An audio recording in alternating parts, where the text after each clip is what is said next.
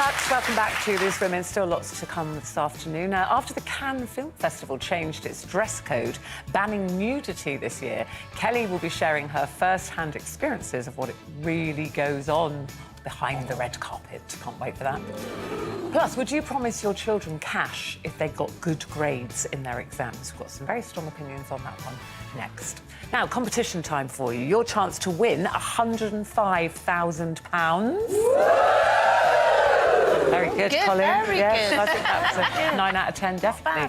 You've only got until Friday to enter. Yesterday, we saw Jeff Brazier playing games with the students of Strathclyde University in Glasgow in exchange for prizes, mostly money. And today, it's the turn of Newcastle University, and David Potts is there now. Hello, David. Hello, ladies. Good morning. We are here at Newcastle University! Now, remember, we have got £105,000 in tax-free cash up for grabs. Lines close this Friday, so make sure you get those entries in. I've got the lovely Annabelle here. Hello, Annabelle. Hello. And we're going to play hot scotch. So, as I'm going to say is left or right, you tell me and we'll move. Okay. So, first one, left or right? Left. Left. Yes! Left or right? Left. Yes! Right or left? Right.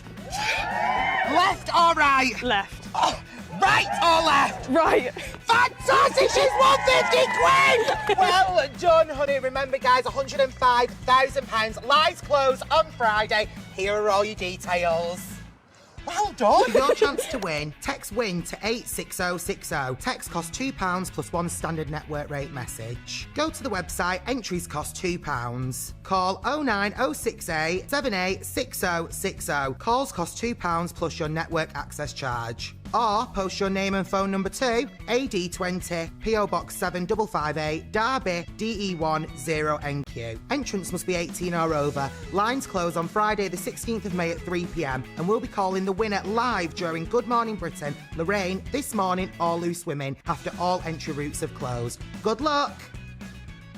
Thank you very much, David. Yes, good luck. Now, Race Across the World sees 5 pairs of contestants take on an epic race covering a distance of 14,000 kilometres.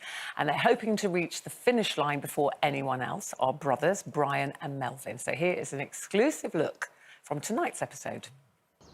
Melvin decided that he wanted to do this. I probably wouldn't have picked it, but I don't want to let him down. Because one of the reasons for coming on the race is to do things like this together, which we wouldn't do at home. I'm not nervous. My doctor said to me, because Melvin, remember you're 65, not, but in my head I'm still 18, 20. Can we get it over with then?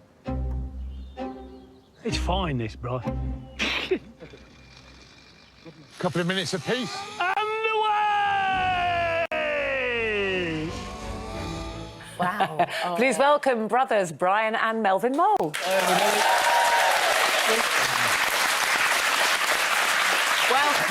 Welcome. So it's all your fault, Melvin. Well, everything usually is. It was when we were kids and it is now. So when you were going to ask him, did you think he'd say yes? Well, I asked the wife first. Yeah. Your wife? Yeah, my wife, and she didn't want to go.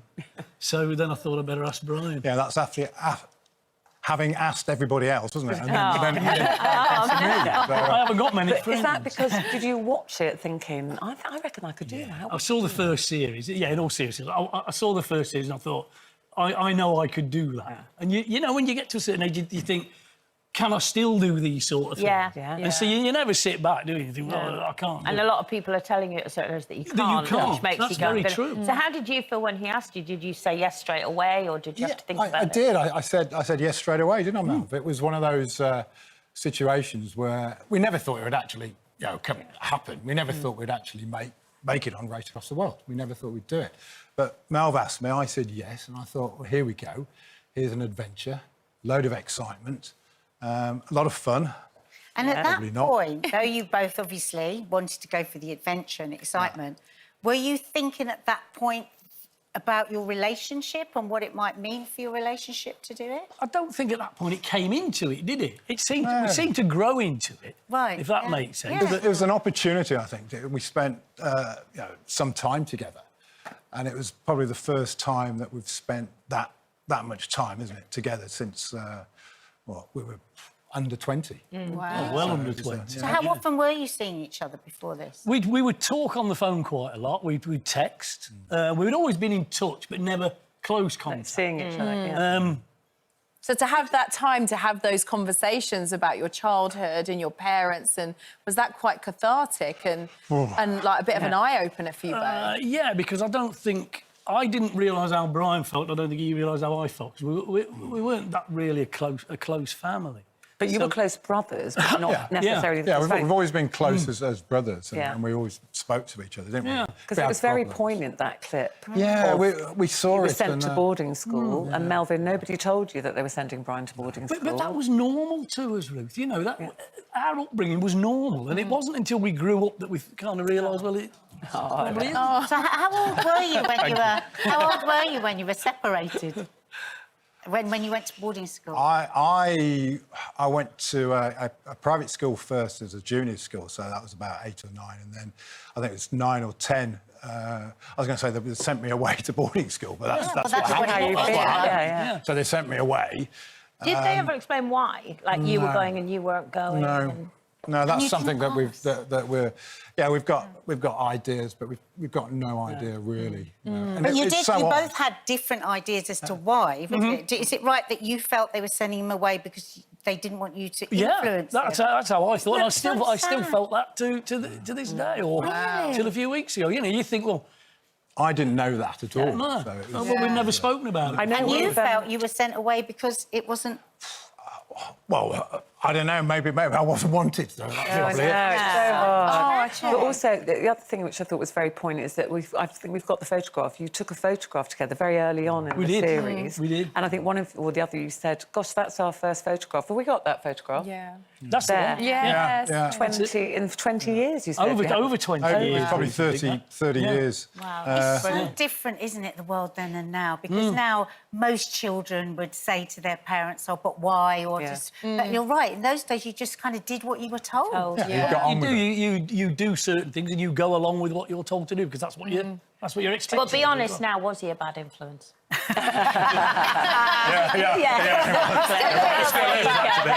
We saw a clip. We saw a clip of Kelly and her husband arguing, or Kelly mostly arguing. He tried. My husband couldn't get a word in. I didn't realise how competitive he was. I just thought we were going on a lovely jolly, and it just was not that at all. Certainly wasn't a jolly, was it? It's so hard. A lot harder than sometimes it comes across. It is the hardest thing that I've ever done. Wow. Yeah, some people think that when they took you up in bed at night time, you know, and then they'll bring you the beer, the cup of tea and all that. It's not like No, that. because some of the accommodation that you stayed in was not great, was it? Did you see the first? Yeah, we thought we were going to Asia, so I think you got the trip that we thought we were going to go on. Yeah, We I ended up wanted in your Brazil, trip. but that hotel room that you stayed in, oh no. I've got to admit, that still makes me laugh now. I mean, it's when he looks at the key in the door. Who in the right mind puts the key in there? Who's going to break into that? There's no window. It's funny, isn't it? Some of those times where you could laugh or cry. Oh, yeah. So, often the memories that are like the most important, aren't they? We hold the dearest, like that suffering together is a really gelling together. And then we thing, just isn't went into fits of laughter, and I think from that first instant, that's what we did. You know, did you support each other? Because I'm sure there are times, one of you may be a bit down one day, a bit tired, the other one has to jolly you along. Yeah, was that quite even, or was one of you more competitive? And... We got used to one another, didn't we? Yeah. We kind of got used to one another's mannerisms. You know when somebody's having a bad day, walk away, give them 2 minutes. And I think we learnt that on the route. When you're sitting for 11 hours on a bus or a train next to Mel here, and he does... That's hard. It is hard. The seats were hard, That's Kelly. hard. That's why you loved You didn't get an upgrade. You should have taken me. I would have got an upgrade. Did you see those Indian buses? I know who Brian would really have liked to have taken, and that's Colin. He's your biggest fan, aren't you? Yeah. Colin was my hero. Is she? She when I was growing up. Really? Yeah. Bought every Nolan. Don't let it record. stop. I've got all the albums. Thank but you. No, going on TV. I used to get in the car, if he picked me up, and the cassette would be the Nolan. Yeah, I love that. Listen, you can see Brian and Melvin tonight, BBC One at 9 o'clock. Obviously, you're not allowed to tell us how everything's going. We're loving watching you, and we're so delighted that the two of you have kind of been brought back together. Thank you very much. And I can't believe I'm sitting next to Kelly Brook. Brian and Melvin. Not bad, is it? Oh, lovely. Thank you for coming. Thank you. Thanks very much. Nadia and I are feeling slightly left out. We're just at the end of the show. Right, don't worry, I'll just be over here. Nadia and I. Yeah, thank you so much. We can take a break now. After that, with exam season in full swing, we're going to be debating if bribing your children to get good grades is a good incentive or not. And as actor Danny Dyer reveals he's often been criticised for his working-class roots, we're asking, have you ever felt judged because of where you're from? Don't go anywhere. See you in a couple of minutes.